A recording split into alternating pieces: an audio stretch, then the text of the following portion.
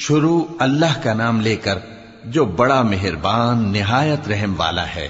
لوگوں کا حساب اعمال کا وقت نزدیک آ پہنچا ہے اور وہ غفلت میں پڑے اس سے منہ پھیر رہے ہیں۔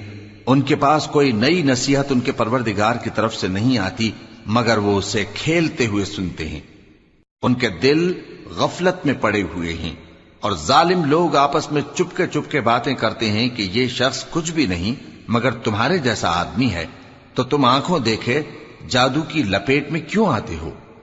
پیغمبر صلی اللہ علیہ وآلہ وسلم نے کہا کہ جو بات آسمان اور زمین میں کہی جاتی ہے میرا پروردگار اسے جانتا ہے اور وہ سننے والا ہے، جاننے والا ہے۔ بلکہ ظالم کہنے لگے کہ یہ قرآن پریشان باتیں ہیں جو خواب میں دیکھ لی ہیں، نہیں بلکہ اس نے اس کو اپنی طرف سے بنا لیا ہے، نہیں بلکہ یہ ایک شاعر ہے۔